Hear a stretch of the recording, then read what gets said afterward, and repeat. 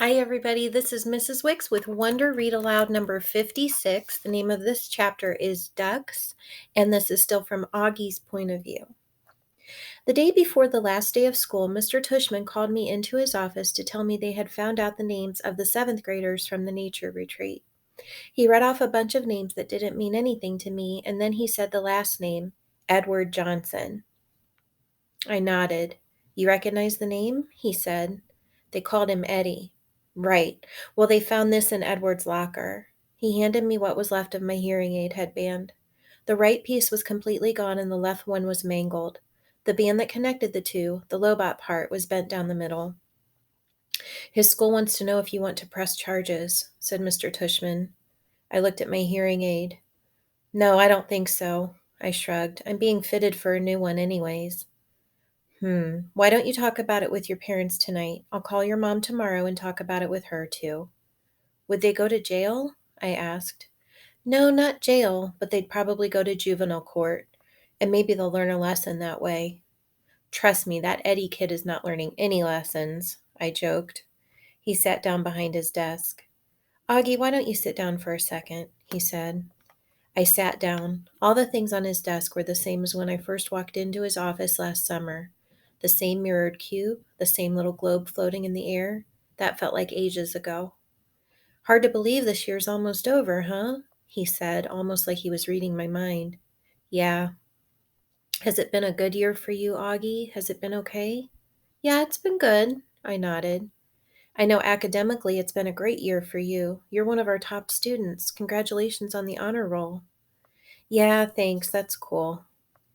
But I know it's had its share of ups and downs, he said, raising his eyebrows.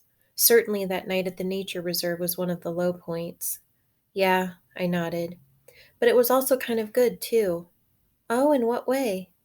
Well, you know how people stood up for me and stuff? That was pretty wonderful, he said, smiling. Yeah. I know in school things got a little hairy with Julian at times. I have to admit he surprised me with this one. You know about that stuff? I asked him.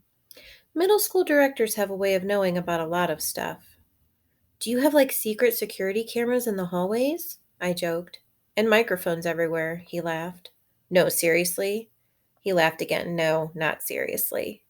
Oh, but teachers know more than kids think, Augie. I wish you and Jack had come to me about the mean notes that were left in your lockers. How did you know about that? I said. I'm telling you, middle school directors know all. It wasn't that big a deal, I answered, and we wrote notes too. He smiled. I don't know if it's public yet, he said, though it will soon be soon anyways, but Julian Albans is not coming back to Beecher Prep next year.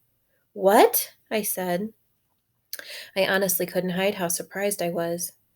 His parents don't His parents don't think Beecher Prep is a good fit for him, Mr. Tushman continued, raising his shoulders. Wow, that's big news, I said. Yeah, I thought you should know. Then suddenly I noticed that the pumpkin portrait that used to be behind his desk was gone, and my drawing, my self-portrait as an animal that I drew for the New Year's art show, was now framed and hanging behind his desk. Hey, that's mine, I pointed. Mr. Tushman turned around like he didn't know what I was talking about. Oh, that's right, he said, tapping his forehead. I've been meaning to show this to you for months now. My self-portrait as a duck, I nodded. I love this piece, Augie, he said. When your art teacher showed it to me, I asked her if I could keep it for my wall. I hope that's okay with you. Oh, yeah, sure. What happened to the pumpkin portrait? Oh, it's right behind you. Oh, yeah, nice. I've been meaning to ask you since I hung this up, he said, looking at it. Why did you choose to represent yourself as a duck? What do you mean? I answered. That was the assignment. Yes, but why a duck? He said. Is it safe to assume that it was because of the story of the duckling that turns into a swan?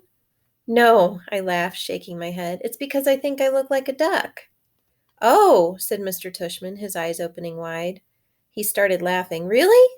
Huh. Here I was looking for symbolism and metaphors, and sometimes a duck is just a duck. Yeah, I guess, I said, not quite getting why he thought that was so funny. He laughed to himself for a good 30 seconds. Anyway, Augie, thank you for chatting with me, he said finally. I just want you to know it's truly a pleasure having you here at Beecher Prep, and I'm really looking forward to next year." He reached across the desk and we shook hands. "See you tomorrow at graduation." "See you tomorrow, Mr. Tushman." The next chapter is called The Last Precept.